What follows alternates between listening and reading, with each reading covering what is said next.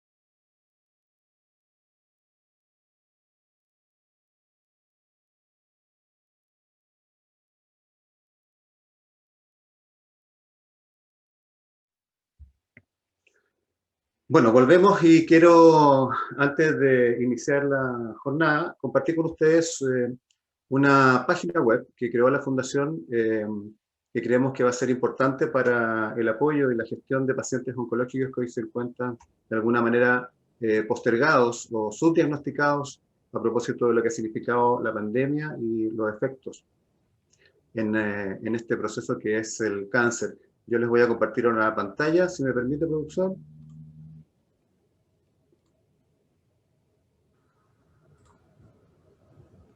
¿Me avisan cuando se vea?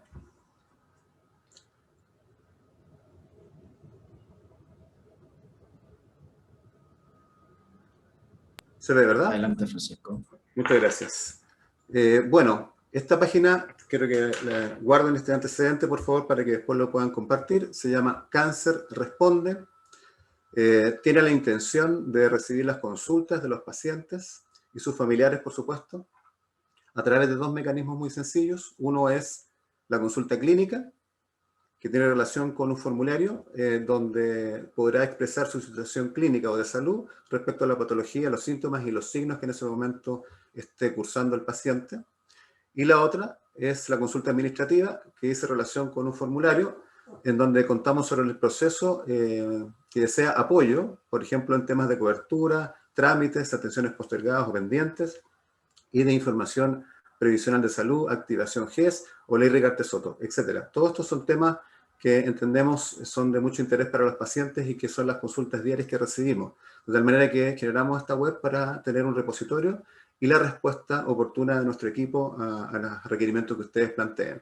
Conjuntamente en esta página también se encuentra información complementaria que esperamos les pueda ayudar, que son, por ejemplo, oncología infantil, donde está la red oncológica pública respecto a la atención infantil oncológica, y la oncología adulto, en donde también está la lista de ciudades, puntos y teléfonos y correos electrónicos de la red oncológica adulta. Así como algunos apoyos también de información general, como son el GES, que es un tema que vamos a tocar hoy día, la red Rigarte-Soto, trámites, entre otras cosas, de CAEC o en FONASA, los modelos de atención como modalidad de institucional de atención, ¿cierto?, de la red asistencial pública, y la modalidad libre elección y los derechos y deberes del paciente. Toda esta información que creemos hasta el momento es de alto interés para los pacientes, sobre todo en este proceso de pandemia. Esta página se llama, les repito, Cáncer Responde. Prontamente la pondremos en las redes para que también todos la conozcan, pero quiero que quede hoy día grabado que se lanza esta página de Cáncer Responde para los pacientes. Dejo de compartir y a continuación quiero dejar con ustedes al intendente de Fondos y Seguros Provisionales de la Superintendencia de Salud, el señor Manuel Rivera Sepúlveda, a quien le agradezco personalmente que haya querido estar en esta primera jornada GES 2021, Manuel. Muchas gracias. Bien, Francisco, gracias. Buenas tardes a todas y a todos. La verdad es que para la superintendencia, a través de este intendente de Fondo y Seguro, es todo un honor acompañarlo en esta jornada, dado que es una materia que a esta superintendencia y en particular a esta intendencia le toca supervigilar, tanto con la CISAPRE y FONASA, que se cumpla tal como indica la ley. Creo que esta es una tremenda labor que hacen ustedes, Francisco. Los felicito desde ya. Cuenten con todo nuestro apoyo de aquí a todas las próximas presentaciones que necesiten. Cuento aquí con dos grandes expositoras, Sandra Armijo, que es la jefa del subdepartamento de fiscalización de beneficios, y nada menos que es la jefa de fiscalización de beneficios, así que es donde recaen las responsabilidades del GES, y una fiscalizadora estrella, Laura Araya, que también ha trabajado mucho tiempo en esto. Por favor, yo creo que esta jornada la aprovechen, es una jornada tremendamente importante. Creo que hablar de estos temas y sobre todo los cánceres, sobre todo el tema a tratar hoy, que son el cáncer de ovario, la verdad es que Sandra y Laura le van a entregar todos los tips de todo lo que tenemos que ver, cómo es la ley, cómo se cumple, cuáles son los procesos, y por supuesto, cualquier dificultad que tengan, para eso está la superintendencia, a través de la Intendencia de Fondo, para resolver cualquiera de sus inquietudes o cualquiera de sus problemas donde nosotros seamos capaces de resolverlo, trabajando siempre en prudencia y equidad. Así que, Francisco, muchas gracias por la invitación. Estaré atento aquí a tu jornada presencialmente por esta vía en la Cámara, ¿no? Así que un abrazo. Muy bien, muchas gracias, intendente, muy amable. Quiero partir entonces ahora con la primera parte de esta jornada, que tiene relación con GES, antecedentes generales, procesos de elaboración y definición de garantías GES, información disponible para la comunidad. Esta presentación la harán la señora María Teresa Soto, secretaria técnica GES, Departamento de Coordinación de Garantías y Prestaciones en Salud de la División de Planificación Sanitaria de la Subsecretaría de Salud Pública, y la señora Isabel Hernández, Oncología del Departamento GES y Redes de Atención de Complejidad, División de Gestión de la Red Asistencial, Subsecretaría de Redes Asistenciales del Ministerio de Salud. Los dejo entonces a continuación con GES, antecedentes generales. Hola, buenas tardes, ¿cómo están? Muchísimas gracias por la invitación que nos hizo Fundación Cáncer Vida para poder participar en esta jornada GES, sobre todo en relación a las condiciones de salud oncológicas. Mi nombre es María Teresa Soto, soy profesional en la Secretaría Técnica GES del Departamento de Coordinación de Garantías y Prestaciones en Salud. Y me acompaña acá Isabel Hernández, ella también es profesional del Departamento de Oncología de la Red de GES y Alta Complejidad. Adelante, Isabel. Hola, muy buenas tardes. Soy Isabel Hernández, enfermera y encantada de participar en esta jornada. Vamos a compartirles una presentación que hemos elaborado en conjunto para poder ir respondiendo a algunas inquietudes que a veces ocurren. Bien. Entonces vamos a abordar específicamente las condiciones oncológicas que están en el régimen GES. Vamos a tener los siguientes contenidos: los antecedentes generales del régimen, los procesos de elaboración y definición de las garantías, alguna información disponible que hay para la comunidad, para todos en el fondo, el proceso de activación de estas garantías, algunos casos y ejemplos oncológicos de cómo se implementan y las respuestas de algunas preguntas frecuentes que nos han hecho llegar.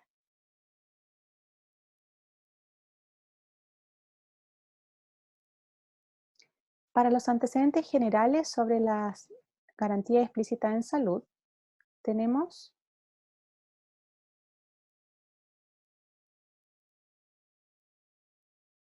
que considerar que todo está en la Ley 19.966 que establece un régimen de garantías en salud.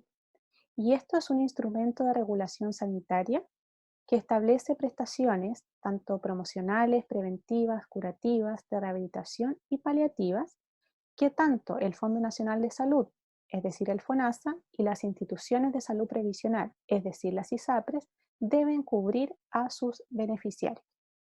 Aquí es muy importante porque se establecen garantías relativas a acceso, oportunidad, protección financiera y calidad. En el siguiente recuadro vamos a ver las definiciones de estas garantías. La garantía de acceso es la obligación que tienen los aseguradores, es decir, FONASA y las ISAPRES, para otorgar estas prestaciones. La garantía de oportunidad se refiere a los plazos que se dan para entregar estas prestaciones en la población. La protección financiera es la garantía que nos muestra los copagos que están establecidos en el decreto para que las personas podamos acceder a estas prestaciones. Y la garantía de calidad son las prestaciones otorgadas, pero que deben estar dadas por prestadores certificados y acreditados ante la Superintendencia de Salud. Actualmente tenemos 85 condiciones de salud en este régimen, de las cuales dentro de ellas hay actividades de prevención, de diagnóstico, de tratamiento y de control.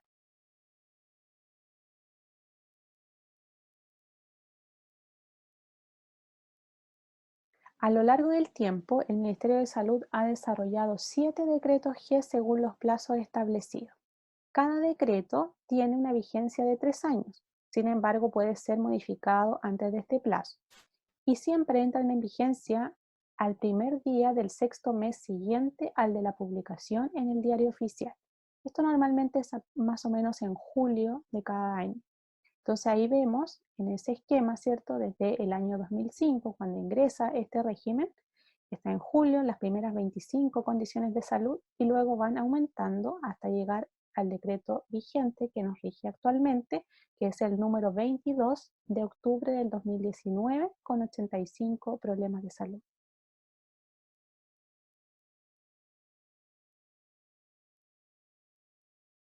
También es importante contarles que existen modificaciones a los decretos, es decir, decretos modificatorios que se denominan.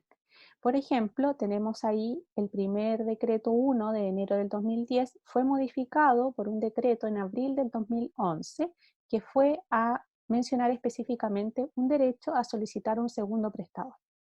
Y los últimos decretos modificatorios que se realizaron al decreto 3 del 2016, que sería el decreto modificatorio de septiembre del 2017 y el de febrero del 2018. Uno incorporó mejoras en 10 problemas de salud y el otro modificó el listado específico de prestación.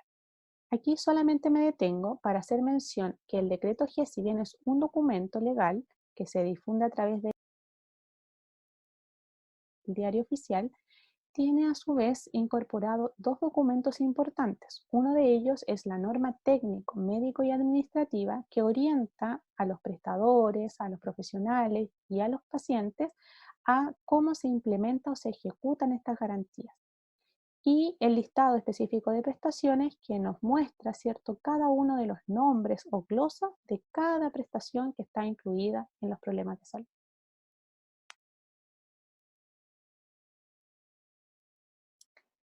¿Cuáles son los procesos o cómo es el proceso de elaboración y definición de garantías? El siguiente flujograma está basado en lo que establece la ley y tenemos acá en la columna, ¿cierto?, los actores relevantes de este proceso. Abajo, si ustedes se dan cuenta, está el Consejo Consultivo, que es un organismo, ¿cierto?, que asesora al Ministro de Salud en estas materias, está presente en toda la elaboración. El Ministerio de Salud en sí, con todos los departamentos que involucra, con las tareas más importantes o las de mayor relevancia. El Ministerio de Hacienda, que si bien está ahí marcado al inicio, ¿cierto?, tiene un rol fundamental. Presidencia de la República y la Contraloría General de la República. Entonces, el inicio de este flujo nos marca el puntito amarillo que está ahí en la pantalla, nos dice que el Ministerio de Hacienda va a fijar un marco de recursos disponibles. O sea, nos va a decir cuánto presupuesto, cuánto dinero puede haber para que se consideren mejoras, incorporaciones nuevas en GES, por ejemplo. El Ministerio de Salud va a evaluar la posibilidad de realizar modificaciones, va a conformar un grupo de trabajo para que se elaboren estas garantías, va a empezar a hacer estudios para determinar y validar qué problemas de salud pudieran ser posibles candidatos a ingresar y qué prestaciones se requieren. Por ejemplo, una tecnología sanitaria que ya ha sido obsoleta y es necesaria que ingrese. Entonces se priorizan, se ordenan para poder ver cuál de todas ellas va a ingresar. Se elaboran este grupo de prestaciones o estas canastas que se tiende a llamar, ¿cierto? Se verifican los costos que esto tiene, se realiza un ejercicio de impacto presupuestario, se definen las garantías, es decir, se dice garantía de acceso, garantía de oportunidad, ¿cierto? Como la que acabamos de revisar. Se elaboran las normas técnicas, que también lo explicamos un poquito antes. Se revisa esta propuesta de garantías con el Consejo Consultivo, se elabora el decreto, se escribe, se redacta, ¿cierto? Y se ve, de nuevo aquí, con el recurso disponible en dinero, ¿cierto? La plata, si esta propuesta se ajusta al presupuesto que fijó el Ministerio de Hacienda. Si eso es así, pasa a las siguientes etapas, que es decir, firma del presidente de la República, toma de razón en la Contraloría, se publica en el diario y se difunde a todos nosotros. Si la propuesta no se ajusta al presupuesto que el Ministerio de Hacienda ha definido, se debe discutir y se debe ajustar esta propuesta. Entonces ahí de nuevo se devuelve, ¿cierto? Podríamos decir en el flujo que teníamos de sí, se devuelve a elaborar de nuevo, redactar y reorganizar. Aquí es muy importante contar esto porque a veces pasa que nos dicen por qué este problema de salud no fue incorporado a esta prestación. A veces ocurre que pasan las demás etapas que vamos a definir, ¿cierto? Pero no se ajusta al marco de presupuesto. Entonces ahí puede ocurrir que no ingrese a alguna prestación o algún problema de salud, ¿ya?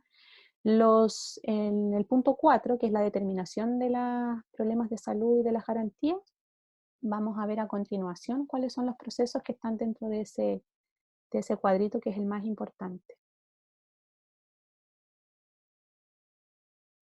Este proceso de determinar cuáles son los problemas de salud que van a ingresar o cuáles son estas modificaciones tienen 3 etapas generales y muy importantes.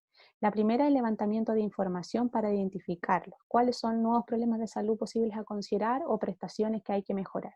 Aquí se recibe la información en forma continua, en forma periódica. El Ministerio de Salud está recibiendo solicitudes ciudadanas, solicitudes del gobierno a través de la Cámara de Diputados, de los senadores, de organizaciones civiles, de asociaciones de pacientes, de personas también individuales.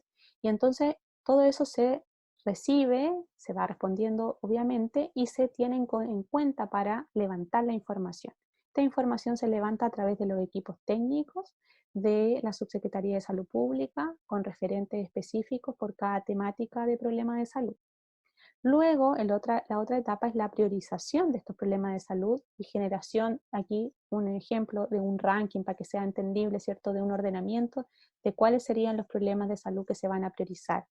Aquí es importante tener en cuenta que la ley nos define 3 grandes criterios para ser incorporados en el GES. El primero, que esté alineado con los objetivos sanitarios del país, o sea, con la Estrategia Nacional de Salud.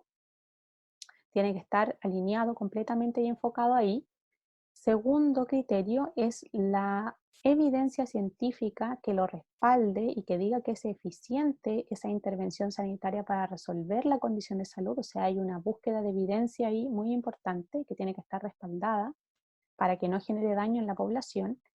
Y también debe verse y debe evaluarse la factibilidad de que se implemente en la red de salud, porque recordar que GES tiene que ser cubierto tanto para las ISAPRES como para FONASA a lo largo de todo el país. No puede ser que una persona en el norte de nuestro país o alguno de los extremos no pueda contar con la prestación que se está garantizando.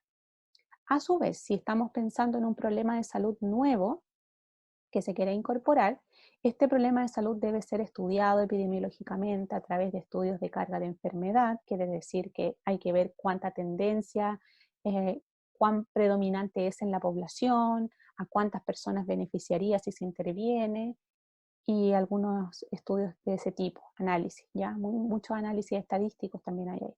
Y obviamente hay un punto importante de este proceso que es la decisión de las autoridades en base a las prioridades. ¿A qué prioridades? A las prioridades del plan de gobierno, ¿cierto? Que nos puedan instruir. Entonces de repente hay necesidades de problemas de salud o de condiciones o mejoras que sean incorporadas también a través de la decisión de autoridades.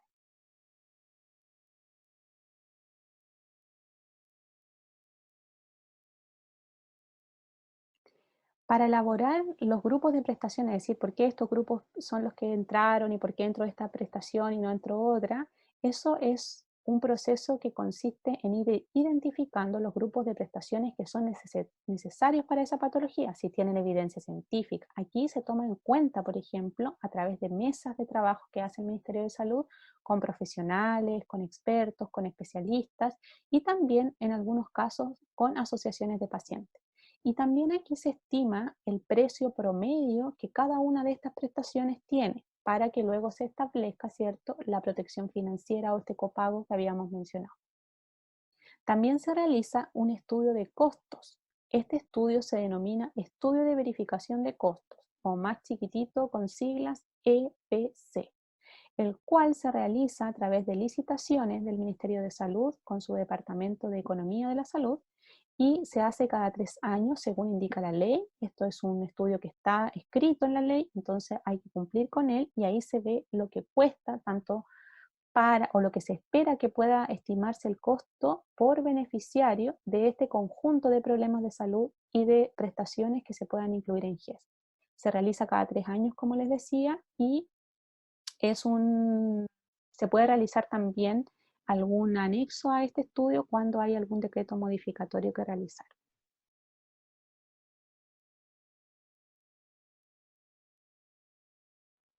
Bueno, dentro de la información disponible a la comunidad, contarles que tenemos habilitada una página web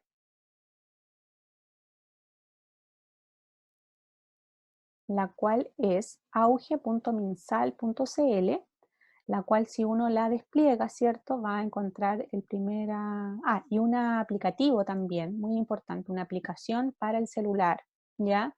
O para algunos de esos dispositivos. Está en las dos versiones, tanto Android como iPhone, para que la puedan descargar por problema de salud. Entonces uno encuentra en la primera ventana de la página web, ¿cierto? Está el decreto vigente, que es el documento que se publica en el diario oficial, los problemas de salud ordenados, y ahí tienen un buscador también, el listado de todas las prestaciones que están incluidas en GES, la norma técnica, que es este documento que les contaba que orienta cómo se implementa, el examen de medicina preventiva, que está escrito en el título 2 del decreto, un documento muy importante que elabora la unidad donde trabaja Isabel, que es de redes asistenciales, con este mapa que nos muestra qué red de prestadores tiene cada problema de salud, cómo se accede al GES, que es una de las preguntas importantes, y los derechos y los deberes a través de la ley que se señala. Por ejemplo, vamos a ver, ahí en la primera imagen dice busca un problema de salud, uno puede escribir, en este caso escribimos cáncer, ¿cierto? Nos van a aparecer todos los que tienen incluida esa palabra, y entonces podemos definir, por ejemplo, ahí podemos pinchar, ¿cierto? Cáncer de mama en personas de 15 años y más. Nos va a dar la definición, cuáles son los diagnósticos que están incluidos, que a veces pasa que hay algún diagnóstico que no está incluido, eso sí ocurre. Son estos solamente los diagnósticos que están incluidos para esta condición. En la siguiente podemos ver la garantía de acceso, que nos va a decir a quiénes está pensado este problema de salud incluido, las garantías de oportunidad con los plazos que tienen, ¿cierto? Y la garantía de protección financiera. Aquí solamente me voy a detener en un ejemplo, por ejemplo, donde dice diagnóstico y dice en el grupo de prestaciones confirmación de cáncer de mama por biopsia estereotáxica, sale su arancel, que es lo que cuesta ese grupo de prestaciones que se llama así, el copago, que se refiere al 20%, que es el valor máximo que una persona beneficiaria tanto de FONASA como ISAPRE pudiera pagar, y el copago. Ese copago está dado por el 20% del arancel. Es importante contarles, y me imagino que muchos de ustedes deben saber, que FONASA tiene subdivididos o agrupados a sus afiliados a través de tramos, según el sueldo, ¿cierto? Entonces tenemos personas que están en el tramo A y el tramo B que no tienen un copago en el sistema de modalidad institucional, ¿cierto? Toda la red. Sin embargo, existen las personas del tramo C que copagan un 10% y las personas del tramo D que copagan el 20%. Así también las ISAPRES hacen copagar a sus afiliados el 20%. Entonces, este copago que se muestra aquí es el máximo que se debería pagar en una persona de FONASA D o ISAPRE para ese grupo de prestaciones. Ahora Isabel va a continuar con el proceso de activación. Gracias, María Teresa. Con respecto a los requisitos para acceder al GES, lo primero es que el problema de salud esté incluido en el decreto GES. Actualmente son 85 patologías. Que la prestación esté incluida en el decreto vigente y debidamente prescrita por el profesional que corresponde. Ser beneficiario de FONASA o ISAPRE y tener las condiciones respecto de edad y condición clínica para acceder al problema de salud. Acceder a la red asistencial a través de la atención primaria, excepto urgencias, que también es una vía de ingreso, y atenderse la red asistencial que esté definida explícitamente por el asegurado. En FONASA la atención es a través de la red institucional. Aquí tenemos un flujo que vamos a explicar. El paciente consulta, ¿cierto?, en la atención primaria con sospecha o una dolencia.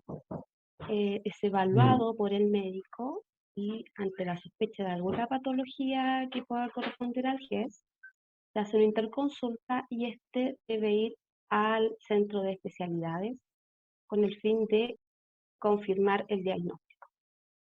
Si esto se produce, se confirma el diagnóstico, pasaría a la atención terciaria, que sería ya a nivel de hospital, para la etapificación y el tratamiento que el paciente requiera, ya sea quirúrgico, quimioterapia o radioterapia. Y posteriormente correspondería el seguimiento del paciente, y el paciente nuevamente puede volver a ingresar a la atención primaria de salud y continúa el ciclo nuevamente. Dentro de las patologías oncológicas incluidas en el GES, tenemos el cáncer cervicuterino, está el alivio del dolor y los cuidados paliativos, cáncer de mamas, cáncer en menores de 15 años, cáncer infantil, cáncer de testículo, el linfoma, cáncer de próstata, leucemia, cáncer colorectal, gástrico, cáncer de ovario, cáncer vescal, osteosarcoma, y los últimos incluidos en el decreto G22 del año 2019, perdón, cáncer de pulmón, cáncer de tiroides, cáncer renal y el mieloma múltiple.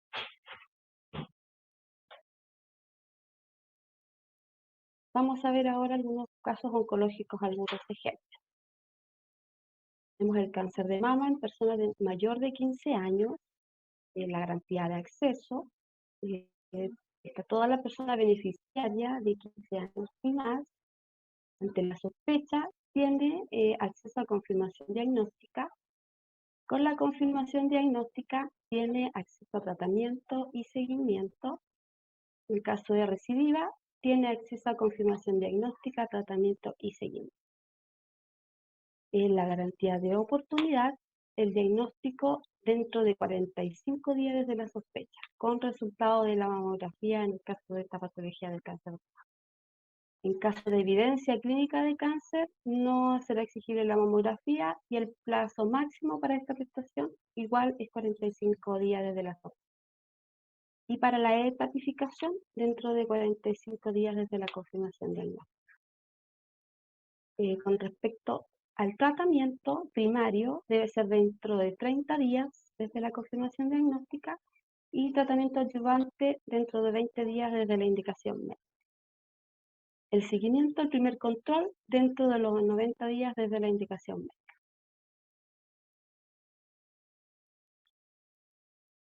En el caso del cáncer cervicuterino, la garantía de acceso a todo beneficiario mayor de 25 años y menor de 65, y tiene acceso a la realización del PAP cada 3 años.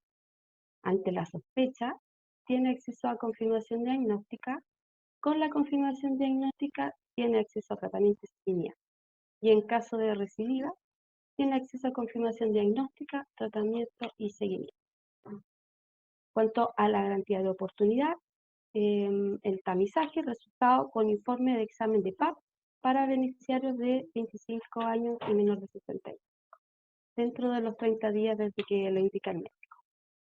El diagnóstico, confirmación diagnóstica dentro de los 40 días desde la sospecha, y para etapificar, dentro de 20 días desde la confirmación diagnóstica.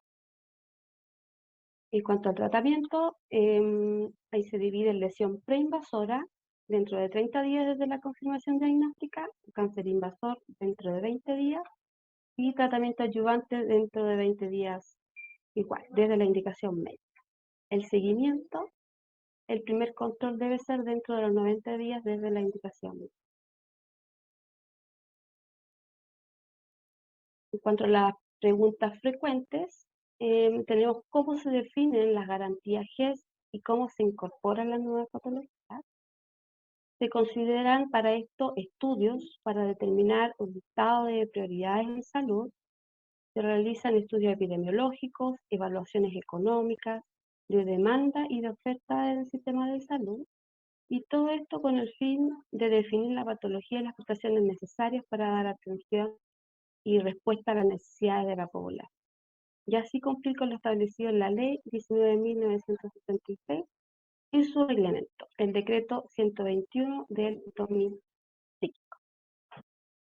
Les deseamos todo el éxito en las jornadas, les agradecemos nuevamente la invitación. No sé si Isabel quiere dar algunas palabras de cierre.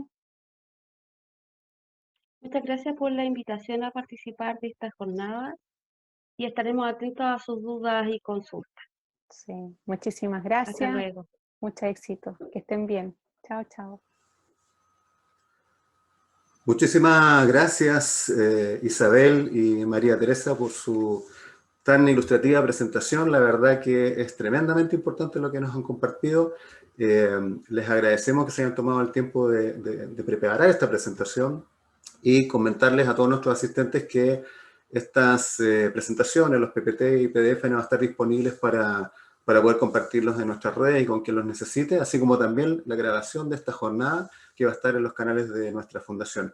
Hoy en este momento estamos transmitiendo a través de este live, pero también estamos en la página web de la fundación a través de nuestro Facebook Live, donde también se han sumado personas ahora en esta tan interesante jornada. Yo quiero dejar a continuación entonces el segundo tema, que dice relación como cómo aplican las garantías explícitas en salud GES en caso del cáncer de ovario epitelial. Para esto dejamos con ustedes a Sandra Armijo Quevedo, que es la jefa de Subdepartamento de Fiscalización de Beneficios de la Intendencia de Fondos y Seguros Previsionales de Salud, y a Laura Araya, fiscalizadora del mismo subdepartamento. Muchas gracias, Sandra y Laura, por donar su tiempo esta tarde para estar con nosotros nuevamente en una jornada de nuestra fundación. Las dejo entonces con ellas. Gracias, Francisco. Buenas tardes a todas y a todos. Muchas gracias por la invitación. Nosotros, como representantes de la Superintendencia de Salud, queremos hacer ahora una charla, una presentación en relación a la normativa que tiene que ver con la aplicación de las garantías explícitas. Y para ello, Laura va a dar inicio a la presentación. Por favor, si puede compartir pantalla. Hola, buenas tardes a todas y a todos. Un gran saludo a quienes nos acompañan esta tarde en el webinar de cáncer de ovario epitelial.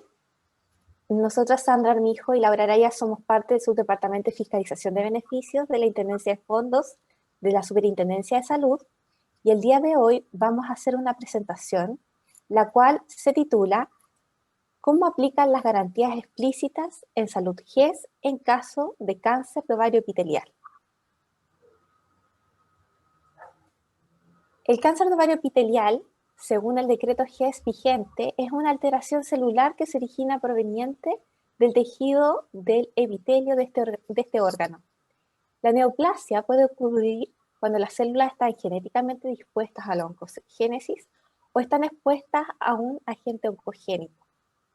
El decreto GES vigente establece que las patologías incorporadas para este problema de salud son aquellas que utilizan una denominación terminológica médica habitual, que son tumor maligno del ovario y tumor maligno de la trompa de falopio, además de todos los sinónimos incorporados para estas dos terminologías. El decreto GES vigente también hace mención al acceso en cuanto a qué se garantiza a toda beneficiaria. Para toda beneficiaria se garantiza el acceso con sospecha. Para ellas tendrá acceso a confirmación diagnóstica. Con confirmación diagnóstica tendrá acceso a su etiquetación, tratamiento y seguimiento, y en tratamiento tendrá acceso a continuar. Todo lo anterior está de alguna manera descrito en el decreto GES vigente, pero está complementado en un documento insumo que se llama Norma Técnico Médico Administrativa. Este documento es un documento insumo que complementa el decreto GES vigente. Si revisamos la Norma Técnico Médico Administrativa del año 2013, para este problema de salud se señala que el cáncer de ovario epitelial tiene una garantía de sospecha, la cual se inicia desde que el especialista, el ginecólogo, funda la sospecha del cáncer de ovario. Es entonces cuando se crea un caso GES y comienza la activación de garantías de oportunidad. En cuanto a los criterios de sospecha para la derivación a confirmación diagnóstica a especialista, la norma técnico médico administrativo señala que al menos uno de estos criterios debe concordar como sospecha. Dolor y distensión abdominal recurrente no explicada por otras causas, poliurquía recurrente no explicada por otras causas, presencia de ascitis, tumor anexial nodular o fijo al examen físico, evidencia de metástasis abdominales o a distancia, marcador tumoral CA125 elevado, ecografía abdominal y pélvica con masa anexial compleja y sólida. Si miramos la siguiente lámina y tratamos de bosquejar el ciclo de atención de una paciente con cáncer de ovario epitelial, podremos de alguna manera describir lo que se observa en la atención clínica y la interacción con el beneficio GES y la oportunidad de las intervenciones sanitarias. En esta lámina pueden observar que la sospecha la puede realizar tanto un médico de atención primaria, un médico especialista o un médico tratante de un paciente hospitalizado. Todos ellos pueden realizar una sospecha de cáncer de ovario y derivar al especialista ginecólogo. Una vez que el especialista ginecólogo recibe a la paciente, puede realizar la sospecha fundada a través del examen físico y la anamnesis correspondiente. Es a partir de la sospecha fundada cuando se hace operativo el GES. Este médico especialista puede generar un proceso diagnóstico indicando la realización de exámenes y la cirugía diagnóstica. En esta cirugía diagnóstica se toma una muestra para biopsia y a través del resultado de la biopsia, el especialista puede confirmar o descartar la patología GES. En el caso de que el especialista confirme la patología GES, es cuando debe realizar la notificación GES, que es el llenado del formulario de constancia al paciente GES, donde se informa a la paciente su condición como cáncer de ovario epitelial y además el especialista la orienta respecto de las garantías explícitas de salud de este problema y además de la gestión de reclamos correspondientes. Este formulario generalmente implica el llenado y el duplicado de una copia. Uno de los formularios queda en la ficha clínica de la paciente y otra de las copias queda a cargo de la paciente para su notificación y posterior gestión de reclamos si corresponde. Una vez que confirma el especialista la patología, él puede indicar tratamiento según la condición de la paciente y una vez finalizado el tratamiento, puede indicar el seguimiento. En la lámina pueden ver cómo va transcurriendo cada una de las garantías explícitas del GES y además la oportunidad para las intervenciones sanitarias. Respecto al acceso del GES para beneficiarios FONASA, es importante señalar que la atención se realiza en la red de prestadores de FONASA. Esto quiere decir que para tener derecho a las garantías explícitas en salud, se debe realizar los tratamientos y el otorgamiento de prestaciones en la red correspondiente. En la lámina se muestra la atención GES partiendo desde la sospecha, donde el usuario como puerta de entrada tiene el CEFAM y consultorio, los centros de diagnóstico terapéutico, CDT, y centros de referencia salud, CRS, que corresponden al nivel secundario de atención de salud, y los hospitales, nivel terciario de salud. Tanto el diagnóstico como el tratamiento se realizan en hospitales y el seguimiento se puede realizar tanto en el nivel secundario como en el nivel terciario de atención. Muy relevante es señalar que todas aquellas beneficiarias FONASA que poseen su confirmación diagnóstica realizada en un prestador extrasistema por libre elección y solicitan el ingreso al GES, deberán acceder a través de la puerta de entrada que es la atención primaria, a través de un CEFAM o un consultorio, donde el médico de atención primaria analizará los antecedentes e derivará al especialista según corresponda. En el caso del acceso GES para beneficiarios ISAPRE, es importante señalar que para poder acceder a las garantías explícitas en salud, deben ser atendidos en la red de prestadores convenios GES que cada una de las ISAPRES contempla para este problema de salud.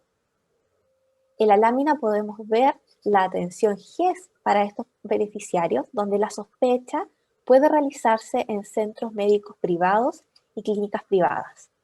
Tanto el diagnóstico como el tratamiento se realiza en clínicas privadas y el seguimiento se realiza en centros médicos privados y clínicas privadas.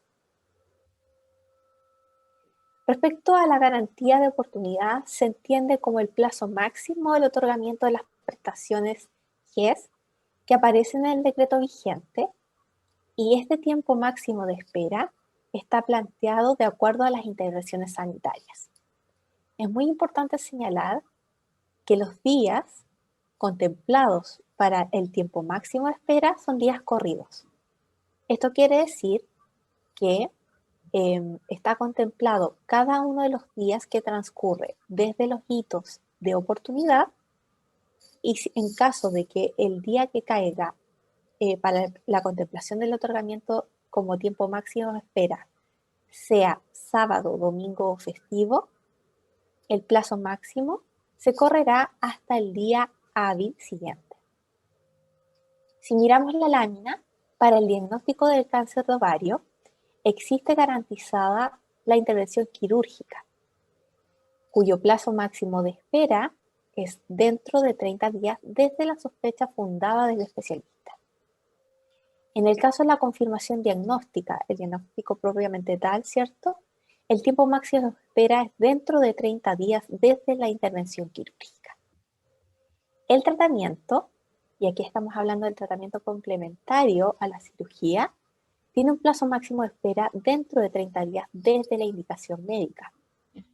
Y en el caso del seguimiento, el primer control se realizará dentro de 60 días desde la indicación médica. Existen algunas veces en las cuales tanto FONASA como ISAPRE, por distintas razones, establece que sus prestadores convenidos no pueden cumplir con las garantías de oportunidad.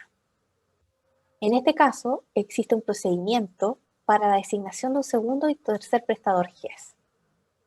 Si una beneficiaria tiene un incumplimiento de garantía de oportunidad, en esto estamos hablando una vez que termina el tiempo máximo de esta oportunidad, tiene hasta 30 días para acercarse tanto a FONASA como ISAPRE y realizar un reclamo.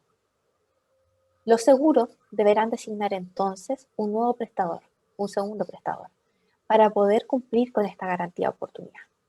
Si por alguna razón los seguros no designaran algún nuevo prestador, la beneficiaria puede recurrir a la Superintendencia de Salud, quien va a proceder a revisar los antecedentes y también designar un tercer prestador.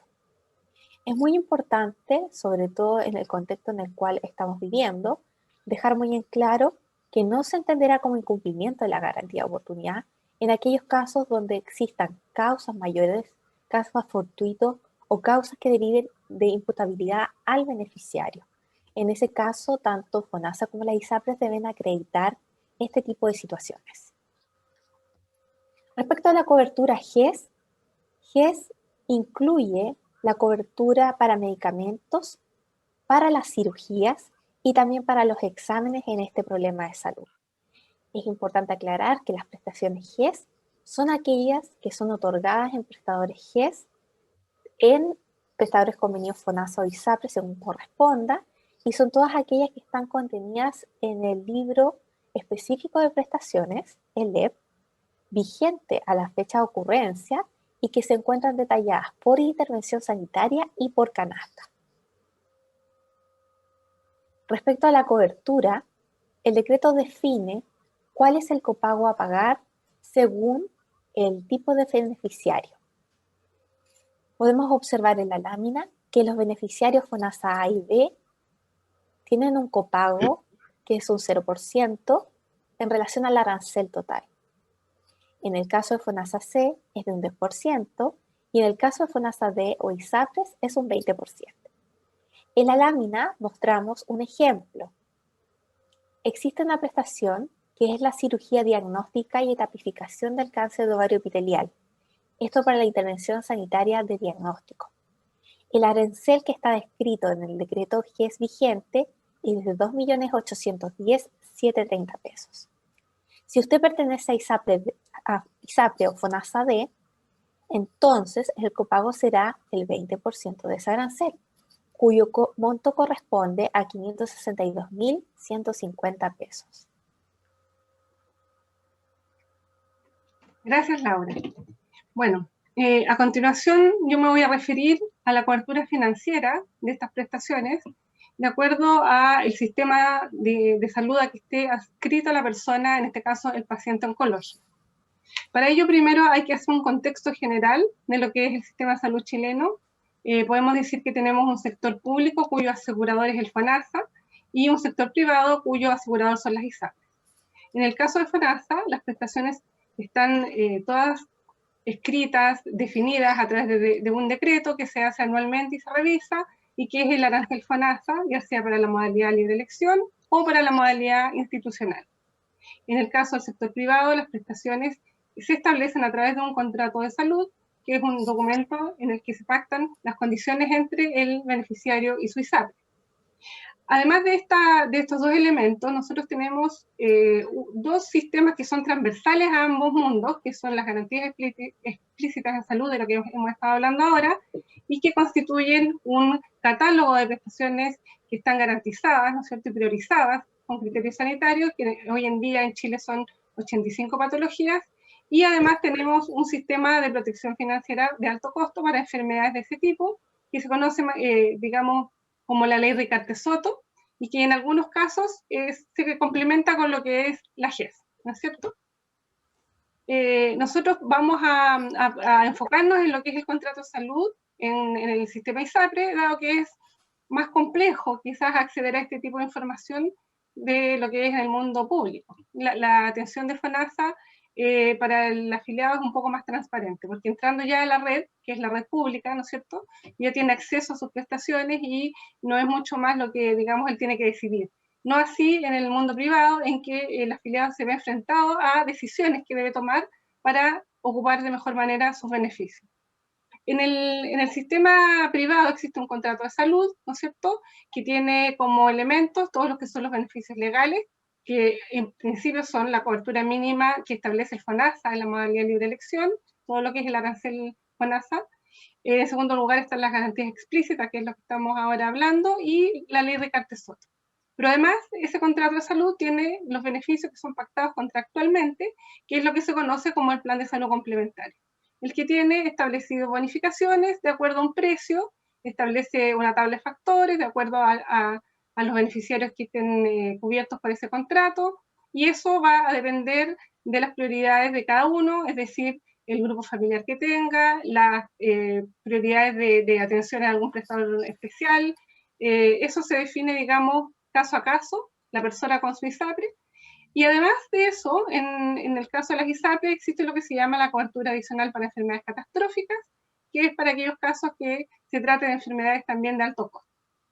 Bueno, y finalmente en el mundo privado también existen los beneficios adicionales que son contratados en forma voluntaria y que normalmente tienen que ver con, por ejemplo, atenciones dentales o cobertura internacional u otro tipo de beneficios que las personas pueden pactar libremente con su ISAPRE. Bueno, cuando estamos hablando de la cobertura GES que va a tener una persona en ISAPRE, tendríamos que decir que cuando se trata de estas prestaciones que están dentro de este listado garantizado, ¿no es cierto?, las personas pueden elegir entre atenderse en la red GES, que es la que define el ISAPRE, con todo, por supuesto, los elementos que ello conlleva, de poder acceder, los criterios de inclusión, o digamos, optar por la cobertura de su plan de salud. Esta es la decisión importante que debe tomar un afiliado que se ve enfrentado a esta situación, porque la persona que decide atenderse por el régimen GES tiene además una cobertura que es, digamos, una mezcla entre lo que es la GES y la CAEC, que es lo que le hemos denominado nosotros en la superintendencia como GES-CAEC. Y en el fondo acá lo que es la cobertura que le va a dar la ISAPRE respecto a aquellas prestaciones que hubiera tenido que usar en el contexto de una atención GES, pero que no estén dentro del listado específico, dentro de las canastas. Todo lo que eso esté fuera de lo que son las canastas y digamos, el listado específico, y estando arancelado en su ISAPRE, va a tener esta cobertura que se llama GES-CAEC.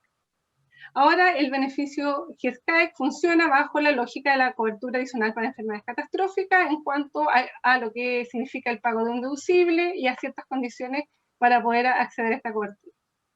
Entonces, esto, en definitiva, una persona que se ve enfrentada a un problema GES en un ISAPRE, que tiene un contrato con un ISAPRE, va a tener que tomar esta decisión. Si opta por el régimen GES, va a saber que va a tener un copago conocido, ¿no es cierto?, que está de acuerdo al decreto, va a saber las prestaciones a las que tiene derecho, que están definidas en las canastas, y además va a tener esta cobertura adicional que se llama GES-CAEC para las prestaciones que no están contenidas en esta canasta, pero sí estén aranceladas. Y por otro lado, podría tomar la decisión de atenderse por su plan de salud complementario, de acuerdo a lo que ha pactado, digamos, en forma personal con su ISAPRE. En ese caso, no tiene acceso a la CAEC. Ahora, uno podría decir, a buenas y primeras, entonces siempre conviene el régimen GES, pero no es tan así, porque podría ser que uno tenga un plan de salud pactado con muy buena cobertura en una parte hospitalaria, por ejemplo, y ahí no va a tener que pagar a lo mejor un copago. En cambio, en el régimen GES sí, todo esto tiene el 20% de copago, como decía Laura en un comienzo. Por lo tanto, aquí hay un tema que es muy importante, que es la información que tiene que tener la persona antes de decidir cómo va a hacer uso de su contrato de salud, en el caso de una ISAPRE. Y nosotros hemos dicho que a través de las normas nuestras, que es la ISAPRE la que tiene que proporcionar esta información a las personas. Ahora nosotros vamos a hacer brevemente cuáles son los principales pasos para poder activar las garantías en la ISAPRE. Lo primero es que cuando la persona ha sido notificada por su médico tratante que tiene una condición garantizada, es decir, se le ha hecho el formulario de notificación GES, esta persona tiene que acudir a su ISAPRE para solicitar que se le active este beneficio.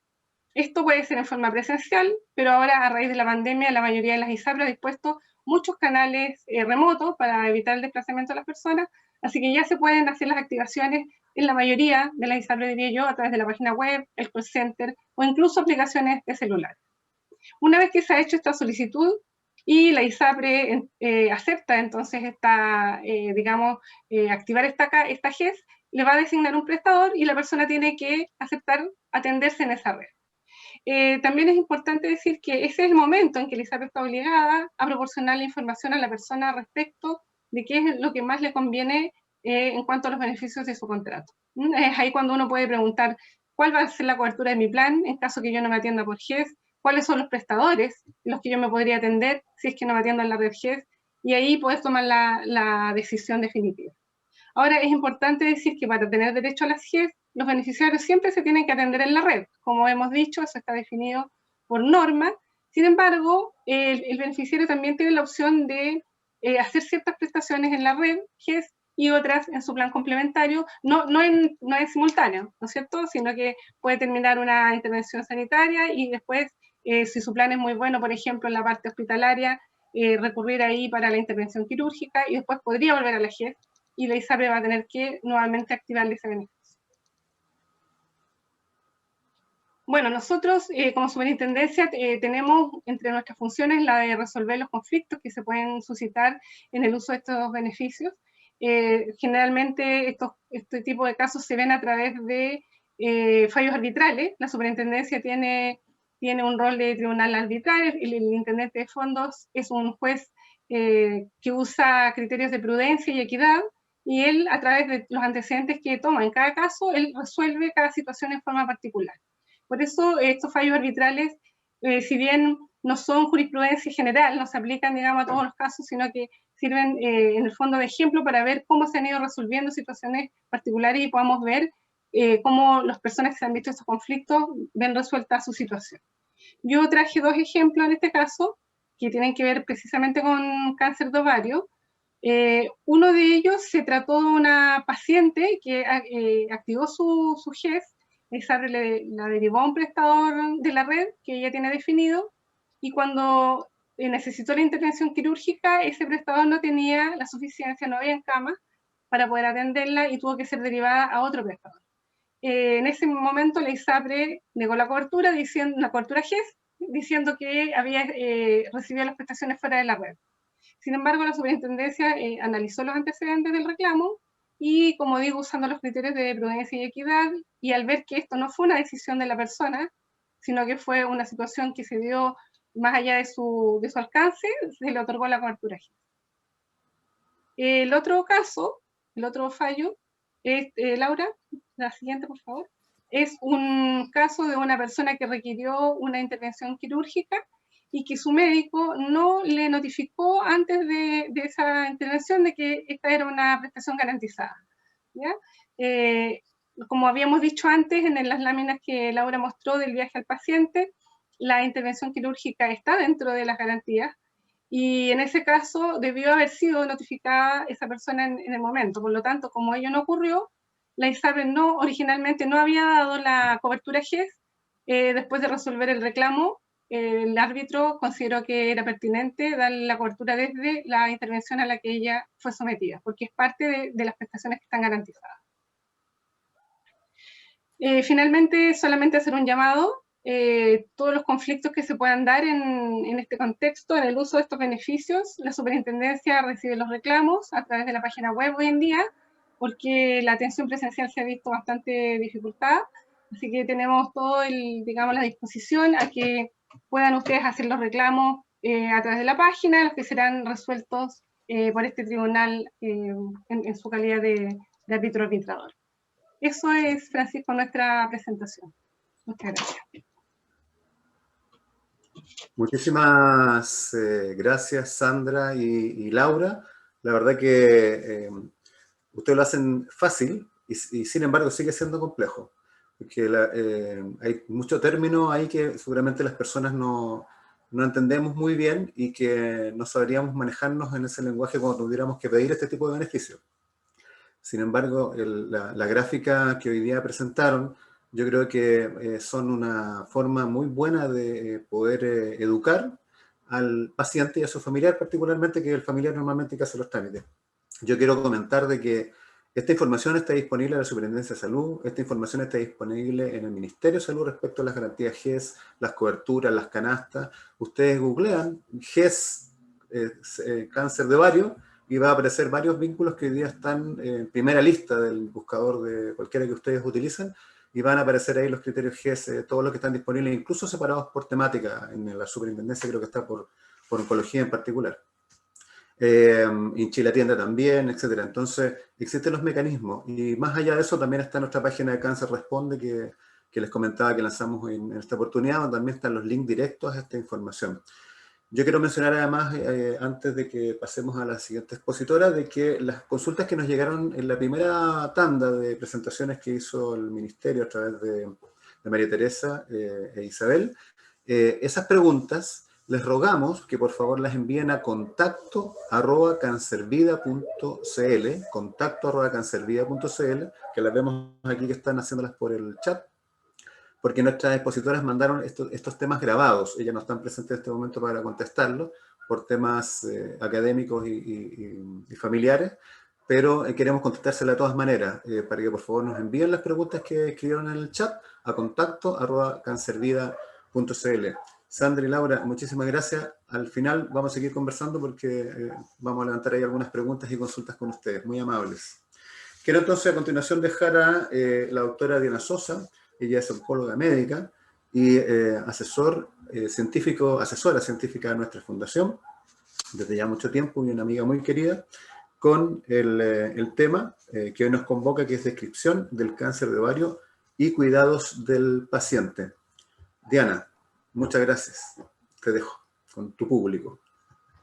Gracias Francisco por la oportunidad, como siempre. Voy a compartir pantalla para tener el tema. Gracias a Laura y a Sandra también por la presentación. Yo creo que, como dice Francisco, de repente puede ser súper claro para algunos que tenemos un poco más de tiempo en estos temas, pero igual para los pacientes de repente se hace complicado, porque no nos olvidemos que cuando uno está pasando por el tema de la enfermedad, no solamente tiene que, digamos, acarrear con todo el tema de lo que implica la enfermedad en sí, como para todavía encima toda la parte administrativa. Y por eso yo creo que se hace de repente un poco más difícil. Y de repente uno dice, pero ¿cómo no se activó? Bueno, por eso mismo, ¿no? Porque de repente el paciente se enfoca realmente en lo que es la propia enfermedad. Ahora, Francisco me pidió que conversáramos un poco con respecto a lo que es la parte de las características del cáncer de ovario. La idea es tratar un poquito de epidemiología, de diagnóstico y etapificación, tratamiento y cobertura GES, que ya lo nombraron, así que eso va a ser súper resumido. Ya explicaron súper bien, Laura mostró ya todas las garantías, pero bueno, las vamos como a nombrar igual. Dentro de la parte de epidemiología, un poco queremos hacer mención que el cáncer de ovario es un problema de salud pública que a veces pocos países lo reconocen. Es un cáncer que es más letal que el cáncer cérvico-uterino y el de mama. ¿Por qué pasa esto? Porque este es un cáncer que no tiene exámenes de screening o de tamizaje para el cual nosotros podamos llegar de forma precoz. Tampoco tiene, si bien Laura mencionó alguna sintomatología, pero la sintomatología es muy vaga, es una sintomatología que no es específica, que muchas veces cuando tenemos esa sintomatología ya es tarde. Entonces estamos llegando siempre un poquito como tarde al diagnóstico. ¿Qué es lo que pasa en Chile con respecto a la parte de la incidencia y la mortalidad? Acá tenemos una incidencia que es ajustada más o menos de unas 6 personas, 6 mujeres, cada 100.000 mujeres en cuanto a la tasa de incidencia. ¿A qué llamamos tasa de incidencia? Son los nuevos casos que vamos a tener dentro de un año, ¿verdad? Cada 100.000 mujeres. Y la tasa de mortalidad son de 4. Si nosotros vemos, no existe mucha diferencia en el mismo año lo que tenemos. Entonces, ahí nos muestra también un poco la agresividad y la letalidad de este tipo de cáncer. El cáncer de ovario en Chile ocupa el 9º lugar, o sea, está dentro de los 10 cánceres que más muerte causa en la mujer, ¿verdad? Chilena, por cáncer. Estamos hablando siempre dentro de los cánceres. La incidencia como la mortalidad del cáncer de ovario epitelial, últimamente uno podría decir que si uno mira las gráficas que tenemos en el ministerio ha habido un aumento de forma paulatino. Si no es muy pronunciado, pero sí ha ido en aumento en la última década. Por lo tanto, es un cáncer que todavía nos falta mucho, digamos, tratar de llegar a tiempo, de hacer mucha educación. Esta enfermedad, que también yo creo que es muy importante, una de las características que tiene el cáncer de ovario, que se da, su prevalencia es principalmente, se da en las mujeres mayores de 60 años. ¿Qué implica esto? Que ahí Sandra y Laura pueden reafirmar o podemos debatir, pero sabemos que existe una dinámica migratoria entre los sistemas de salud, que muchas veces a esa edad los pacientes pasan hacia FONASA. Por lo tanto, la mayoría de la población o de las mujeres que tendrían esta condición estarían o teniendo el acceso al GES a través de FONASA. Acá mayor de 60 años, etapa en la que la mujer está en la menopausia, es posmenopáusico en general esta aparición. Cuando hablamos de cómo se presenta, ya veníamos mencionando los síntomas que mencionó Laura y lo que acabo de mencionar con respecto a qué síntomas podemos tener, cuál podría ser.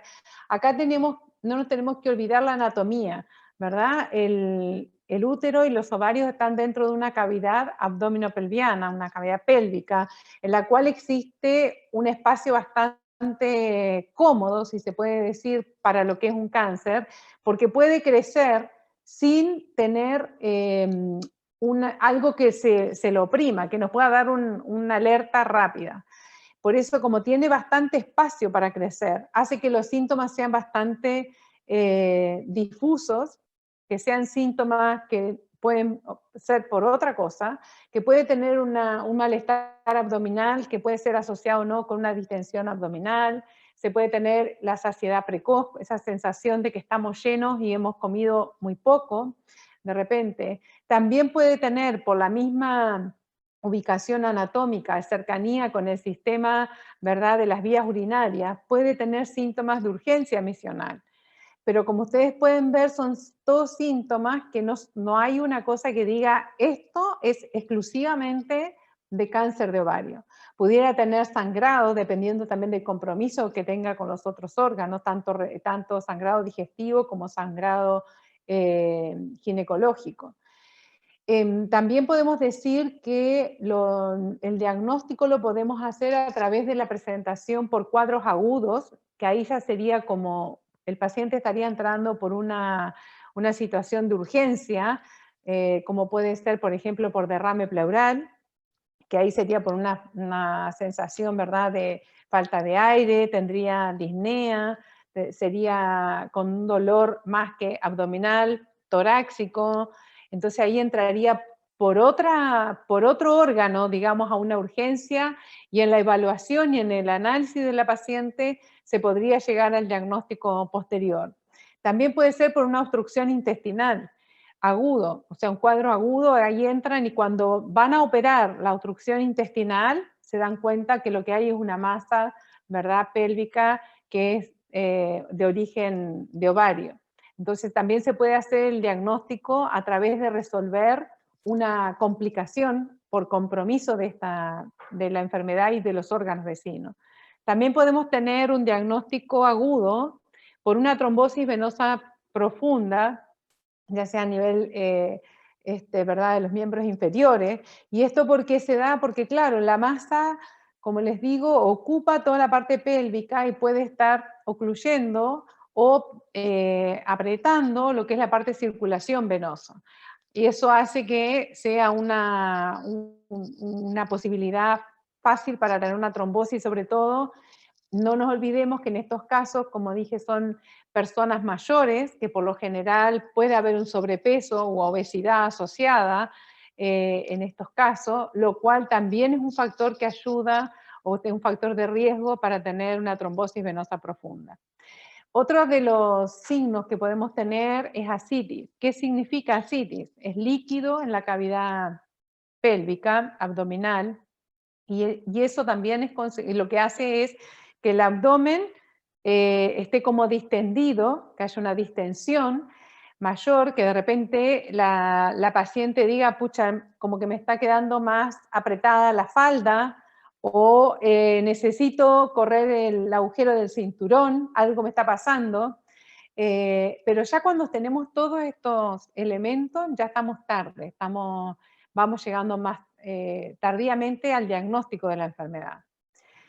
También podemos decir que de repente el diagnóstico, ya mencioné el caso de que se puede hacer intraoperatorio por otra causa, que tenga una cirugía y se hace el diagnóstico, o por una complicación, como mencioné, o también por imágenes. Estudio imagenológico, algún escáner o tomografía que se le haya pedido al paciente por otra cosa y que se encuentre una masa anexial o de ovario. Acá el diagnóstico también no es un diagnóstico que vamos a necesitar un examen específico. Acá el diagnóstico, como se mencionó dentro de la cobertura que teníamos, es a través de la cirugía. Por lo tanto, ¿qué es lo que hace el médico cuando le llegan estos casos y sospecha que puede ser un cáncer de ovario? Acá lo que pedimos son los marcadores tumorales para tratar de identificar un poco qué tipo de cáncer es.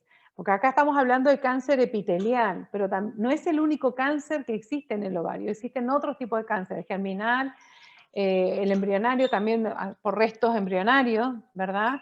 Y para eso existen distintos marcadores, el alfa-fetoproteína, la beta-HCG, la hormona coriónica gonadotropina, la LDH, que son todo lo que nos van a orientar a confirmar el diagnóstico, pero que tampoco son específicos y exclusivos de este cáncer. Por lo tanto, el diagnóstico certero se hace a través de la cirugía. La cirugía o la laparotomía exploradora, que lo que hace es mirar, visualizar, ¿verdad?, el tumor, verlo directamente, ahí tomar la biopsia, porque Acá necesitamos una biopsia que nos confirme y que nos dé las características especiales de esta masa tumoral que podamos ver. Y además lo que tiene este procedimiento es que también nos favorece la etapificación. ¿Qué significa etapificación? Lo que queremos nosotros es identificar hasta dónde existe compromiso de esta enfermedad. ¿Y por qué importa eso? Porque de eso va a depender el tratamiento que se realice. Si bien acá el tratamiento base es la cirugía en este tipo de cáncer, también existen tratamientos que son complementarios como la quimioterapia, y que muchas veces se hace igual en estadios precoz, la quimioterapia, considerando factores pronósticos que son aquellas características que puedan tener la célula y que hacen que sabemos que son más agresivas, a pesar de que pueda ser un estadio precoz, pero que necesitamos complementar la cirugía. Por lo tanto, cuando hablamos de etapificación, uno generalmente dice, bueno, acá estamos frente a un estadio precoz o avanzado. Cuando hablamos de estadio precoz, es aquellos tumores que comprometen hasta el útero o las trompas de falopio, o las trompas de falopia. Cualquier otro tejido que no sea el útero o las trompas de falopia que estén comprometidos, ya en el cáncer de ovario significa hablar de un estadio avanzado. Entonces se dan cuenta que si hay compromiso fácilmente de intestino, puede haber también de las vías urinarias, puede haber también de la parte pleural, como hablábamos recién, de un derrame pleural. Entonces es muy importante establecer esa diferencia entre precoz y avanzado para poder después llegar al tratamiento. Cuando hablamos de usar imágenes, ¿qué imágenes podríamos usar?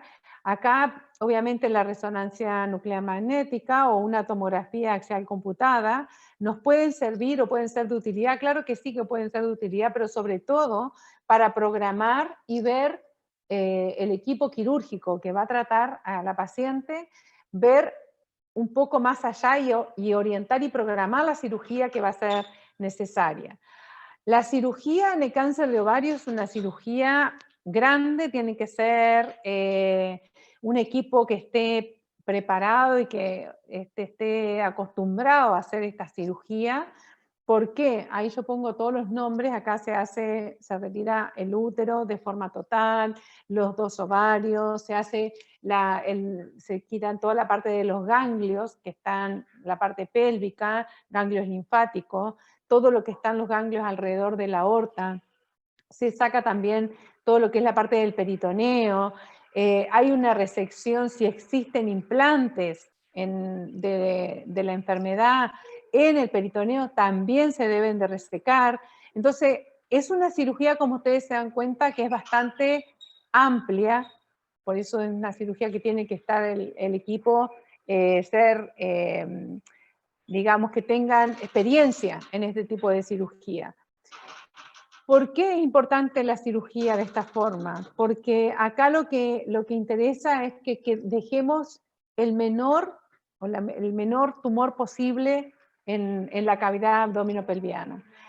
Y por eso se llama una cirugía citorreducción, porque en realidad lo que tratamos de hacer es reducir lo más que se puede del cáncer que exista.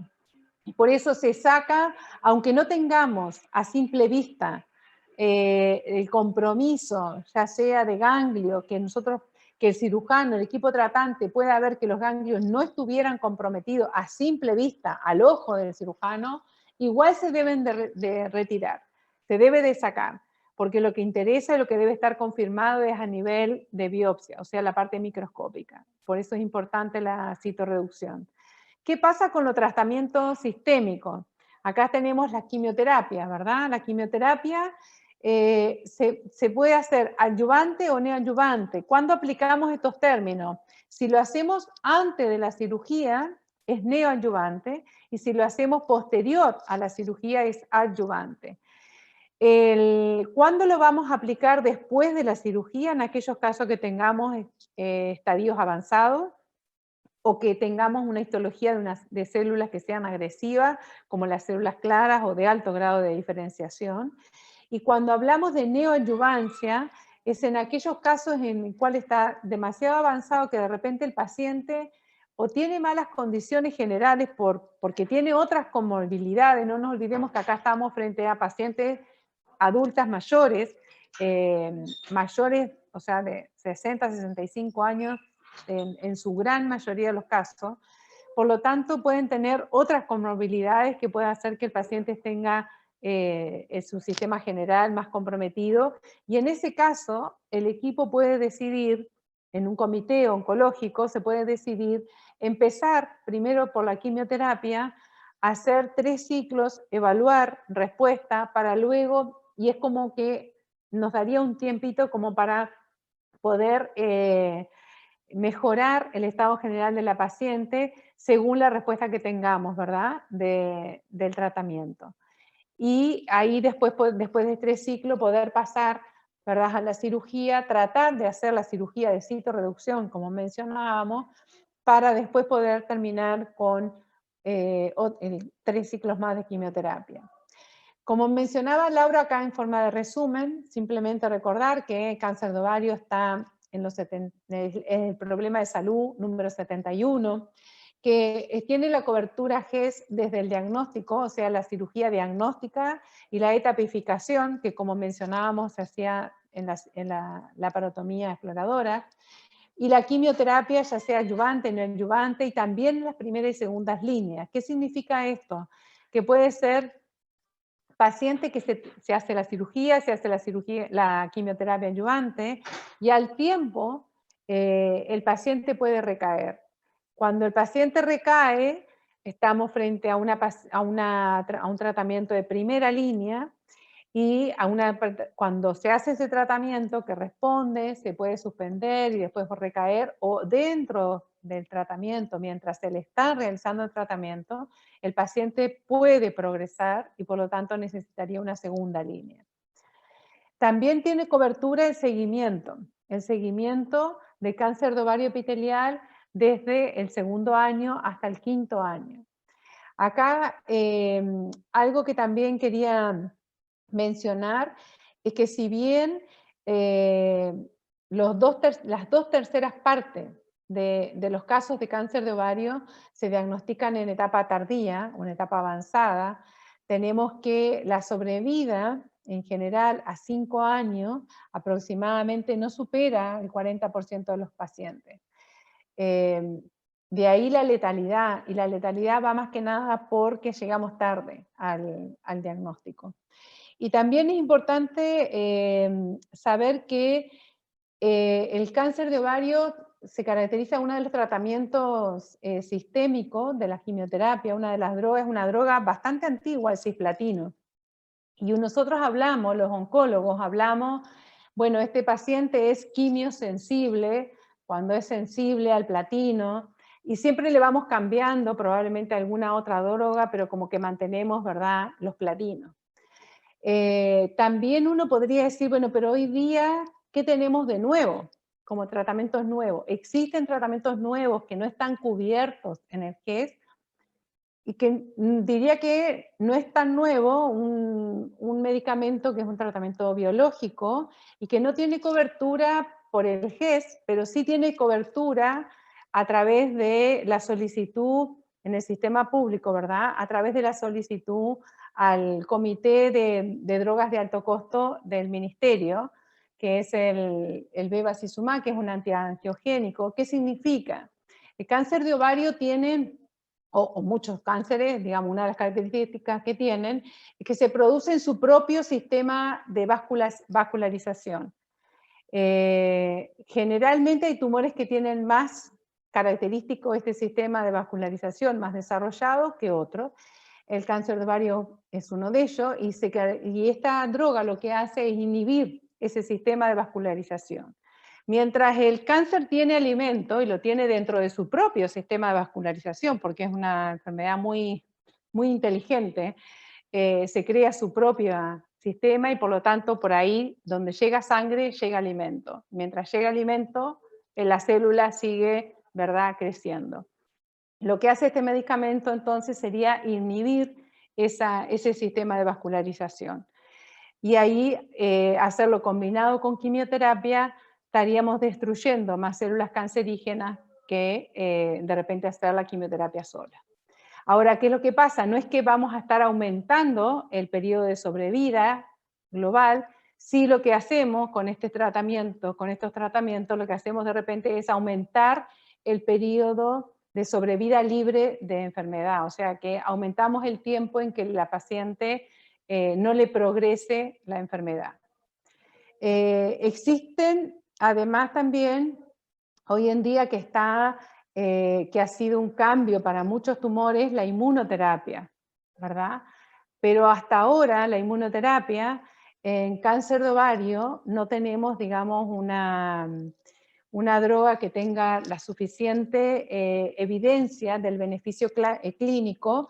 Están en estudio, pero probablemente se llegue a lograr en el futuro, ¿verdad? Obviamente la inmunoterapia lo que hace es aumentar nuestro propio sistema inmune para ir contra la célula, porque la célula cancerígena también, otra cosa que hace inteligentemente, enmascararse para que el sistema inmune propio de nosotros lo desconozca y no lo tome como extraño, lo tome como algo propio de nuestro organismo. Entonces lo que hace la inmunoterapia es desenmascarar la célula para que el sistema inmune lo pueda reconocer como extraño y provocar la muerte.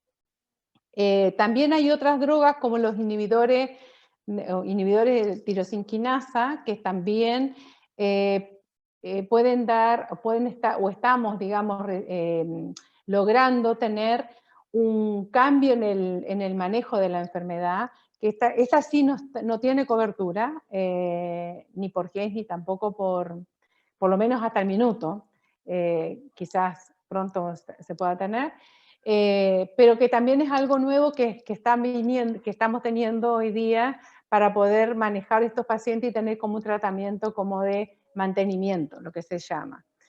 Eso serían como las novedades con respecto a los tratamientos. Yo creo que esto era lo que les quería comentar. La idea es que podamos tener preguntas también de la gente, de los participantes que están escuchándonos, o algunas de nosotros mismos que quieramos hacer algunas preguntas.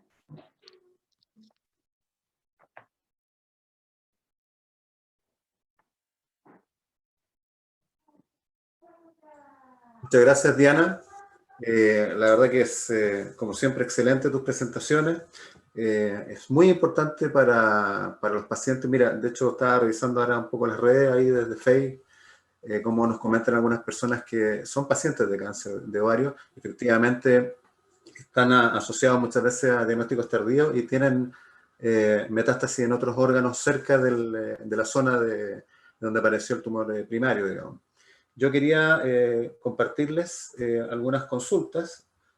Hay una en particular que dice relación con, y ustedes me dicen que me puedo ayudar en la respuesta, dice: los tumores benignos de ovario, ¿se incluyen dentro de estas garantías o coberturas GES?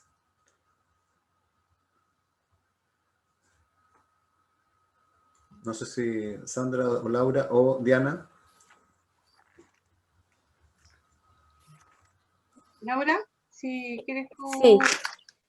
Sí. Tal como lo mencionamos en la presentación, el decreto GES vigente establece solo como patología incorporada el tumor maligno de ovario y el tumor maligno de la trompa de falopio.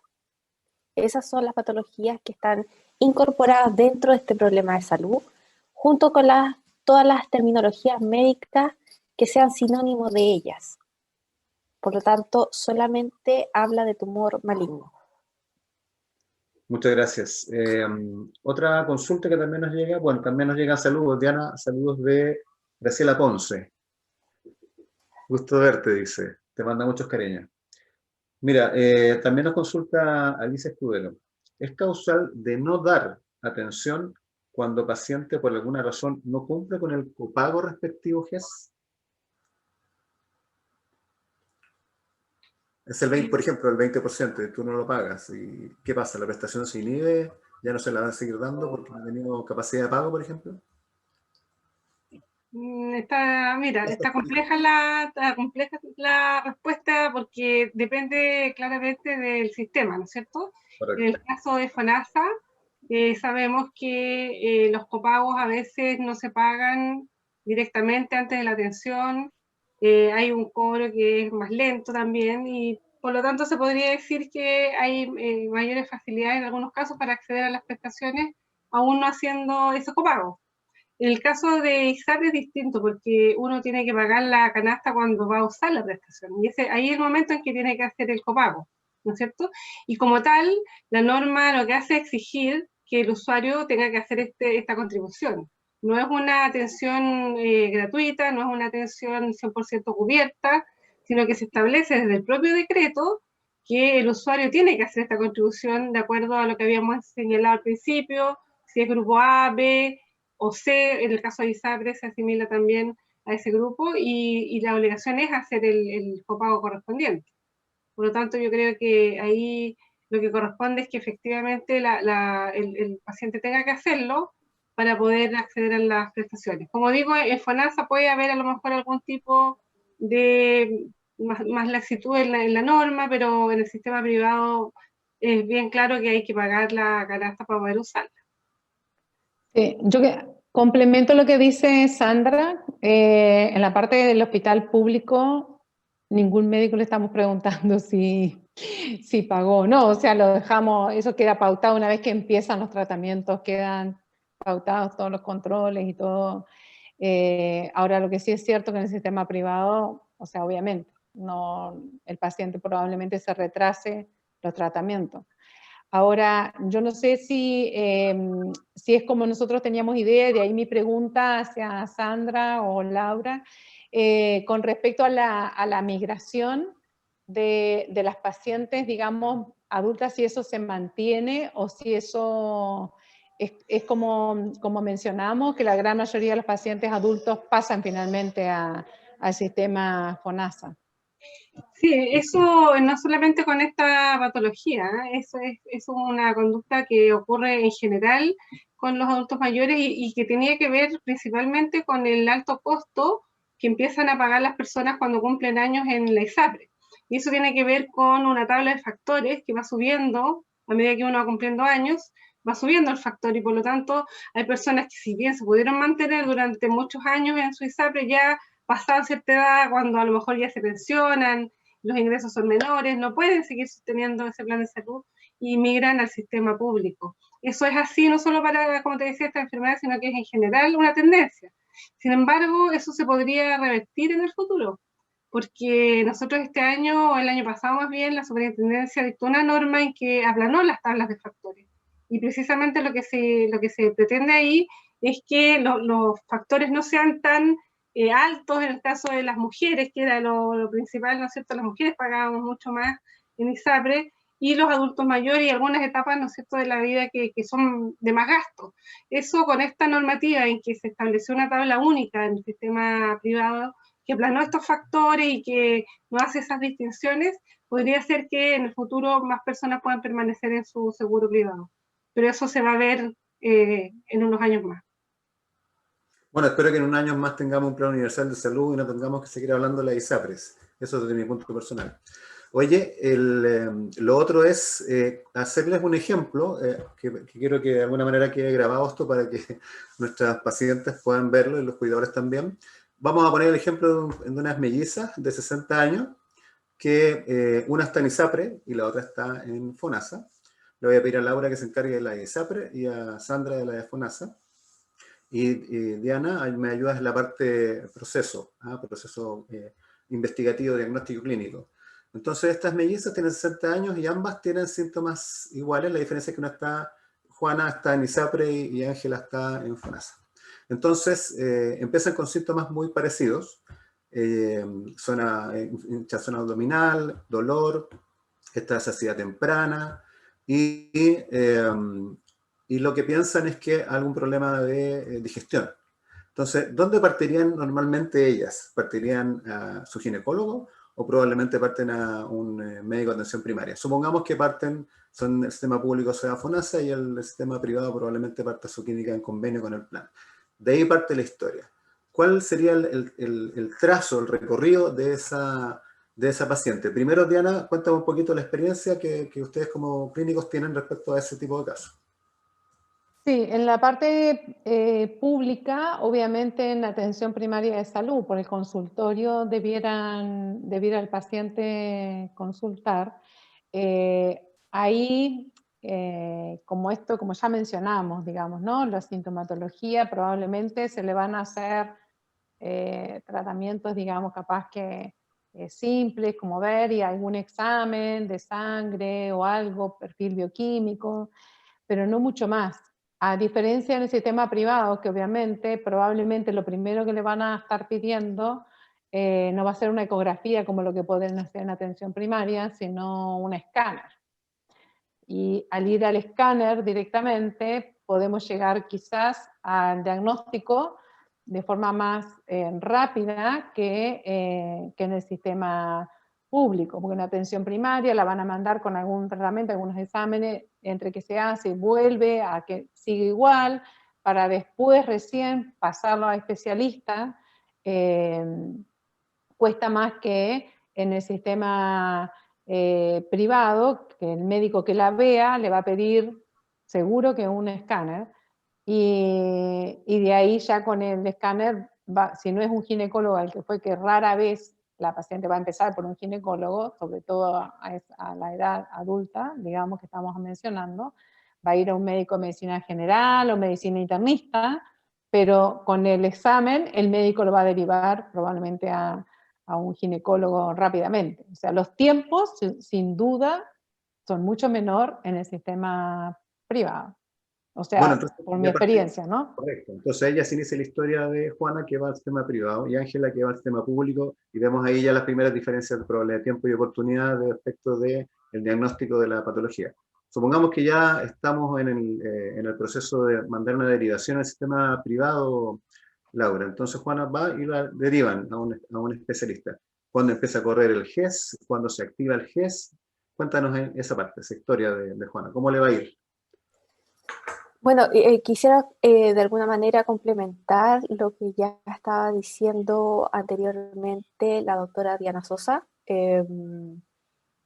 Efectivamente, acá estamos desde un punto de vista clínico, ¿cierto? Estamos hablando de un cáncer que es bastante agresivo en la mujer y que muchas veces es diagnosticado en etapas más avanzadas. Seguramente, si yo me coloco en los zapatos de un paciente, ISAPRE, claro, que tenga alguna sintomatología que pueda darnos alguna sospecha, como las que conversamos en el webinar, por ejemplo, dolor abdominal o alguna ecotomografía con algún hallazgo, ¿cierto? Lo más probable es que ese paciente no llegue directamente al ginecólogo, sino que consulte a un médico general, a un médico internista. No necesariamente va a llegar directamente al ginecólogo. Y por eso dentro del mapa del viaje del paciente hice la referencia sobre la etapa diagnóstica y de la sospecha, la parte anterior, ¿cierto?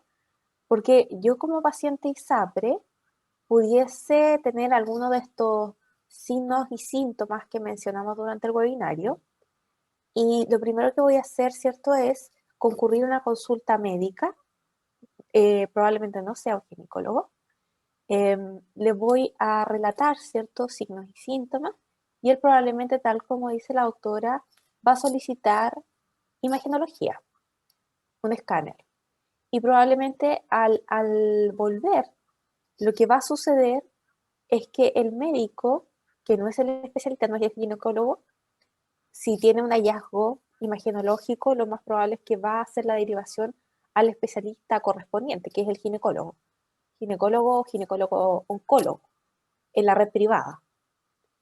Y el GES parte, esto es súper importante porque lo dice la norma técnica, la activación del caso parte con una sospecha fundada. Y la sospecha fundada la hace el especialista. Perfecto. ¿Sí? Por eso también quisimos incluirlo dentro de la presentación, Porque si bien cuando uno revisa el decreto GES vigente, habla de sospecha, pero también hay una línea que dice, lo anterior deberá ser complementado por la norma técnico-médico-administrativa. Y cuando tú vas a la norma te das cuenta que no basta con que el médico general haya solicitado un examen de imagenología y tenga el hallazgo en la imagen. Requiere necesariamente la activación de este GES una sospecha fundada del especialista. Por ahí parte. ¿De acuerdo? En ese escenario, de acuerdo a lo que entiendo, Diana, también que tú explicabas, eso ocurre en el momento de la cirugía, que es el momento del diagnóstico definitivo, ¿no? O más claro, incluso más allá de las imágenes. Claro, pero digamos, ahí el especialista cuando recibe, por ejemplo, el ginecólogo, para notificar el caso, según lo que yo entiendo, ahí Laura o Sandra ya puede notificar el caso, digamos, una vez confirmada, digamos, la confirmación del diagnóstico se va a hacer con la laparotomía, que es, digamos, abrir, mirar qué es lo que está pasando, tomar biopsia y con eso yo confirmo. Exacto. El diagnóstico. Exacto. Es así. Entonces, por eso el hito, disculpa, por eso el hito de inicio de este proceso diagnóstico parte de la sospecha fundada del especialista. Pero tal como dice la autora, la confirmación diagnóstica es con el resultado de la muestra de biopsia. No sé si queda claro. Perfecto. Y ahí es donde se informa y ahí ese es el inicio del proceso GES entonces. Ahí se confirma la patología GES y el médico especialista debe realizar la notificación correspondiente. Perfecto. En toda esta historia privada, el flujo es más o menos, suponemos, más rápido obviamente que en el sistema público. Entonces, Sandra, nos toca la tarea de qué hacemos en el sistema público si el proceso se ralentiza y por lo tanto no logramos llegar hasta esta confirmación diagnóstica para activar el GES. Y más allá, se activó el GES y se requieren hacer ciertos procedimientos que vienen a continuación y que están cubiertos, pero que sobrepasan los términos de garantías de oportunidad de GES. Bueno, el régimen y la ley aplica de igual manera para los dos mundos. Exacto. Ahora, la realidad es distinta, ¿no es cierto? Y tiene que ver con los medios y con otras cosas. Pero este es un decreto, esta es una ley que es de cobertura universal y que debería tener entonces la misma aplicación para una persona tanto de ISAPRE como de FONASA. Por lo tanto, todo lo que conversaron antes en cuanto al momento en que se debe notificar es equivalente. Ahora, cuando uno se enfrenta como paciente a una garantía incumplida, ¿no es cierto? Porque esta es una garantía de oportunidad que establece el propio decreto. El decreto dice en tantos días debe ser confirmado, en tantos días debe iniciar el tratamiento. Cuando una persona se enfrenta al incumplimiento de esa garantía, lo que tiene que hacer es un reclamo. Y el reclamo lo tiene que hacer primero, en el caso de los afiliados de FONASA, ante el FONASA, que es su aseguradora, porque el decreto pone el peso del cumplimiento de las garantías en el seguro, no en el prestador. Eso es importante señalar. Es decir, ¿Cómo hace el reclamo? ¿Cuál es el procedimiento del reclamo? ¿Dónde? Tiene que acudir a FONASA, hacer un reclamo respecto del incumplimiento de garantía de oportunidad. FONASA va a tener que responder, ¿no es cierto?, en un plazo determinado, y si FONASA no responde, la persona tiene que acceder a la Superintendencia de Salud y hacer un nuevo reclamo donde nosotros vamos a poder designar un segundo o un tercer prestador, porque a veces FONASA podría decir, mi primer prestador no puede cumplir, entonces le asigno otro, y ese otro no cumple, entonces puede la Superintendencia nombrar un tercero, y eso se hace en plazos bastante breves, ¿ya? Una vez que ya se ha cumplido la garantía de oportunidad, la Superintendencia tiene la potestad de designar un segundo o tercer prestador en un plazo bastante breve. Yo creo que vamos a tomar la palabra, Manuel, a propósito de invitar a la funcionaria que estuvo en FONASA por tanto tiempo. ¿eh? Vamos a intentar que nos cuente esos secretos. Oye, bueno, yo quiero darle las gracias porque ya ha pasado el tiempo, la verdad que se hace muy entretenido esta conversación, porque las preguntas son muchas, pero sin embargo el tiempo ya nos pilló. Y pedirles que a todas y a todos que nos sigan viendo en estas jornadas. Esto quedó todo grabado, las presentaciones están disponibles también después para poder compartirlas. Queremos agradecerle también a Cristian que les mandó una felicitación a través del chat. de las personas que están observándonos en este momento, y convocarlos para la próxima semana, el martes 30 de marzo a la misma hora, para hablar sobre el GES en cáncer de pulmón. Esa semana, a su vez, también llevaremos adelante una campaña de prevención respecto al diagnóstico precoz, Diana, con algunos invitados que nos van a grabar algunos tips ahí para ayudar tanto a la detección precoz desde la atención primaria, como también desde el autocuidado. Así que los invitamos a todos para que se nos sume la próxima semana, tanto a esta jornada GES Pulmón, como a la campaña que van a tener en nuestras redes. Gracias, Sandra, muchísimas gracias, Laura. Diana, como siempre, muchas gracias, muchos cariños a tu familia, hermoso tus nietos, tu nieto pequeño recién nacido, que ya debe tener como un año ya. Pero muchas gracias a ustedes y a sus familias que nos dieron este ratito para compartir esta información tan relevante para los pacientes. Quiero también agradecer a Centrum TV que nos apoya en estas transmisiones, a Pablo Policía y el equipo, a Pancho que es nuestro cancerbero todo el rato nos está marcando los tiempos, y nos vemos el próximo martes a las 19 horas con GES Cáncer de Pulmón.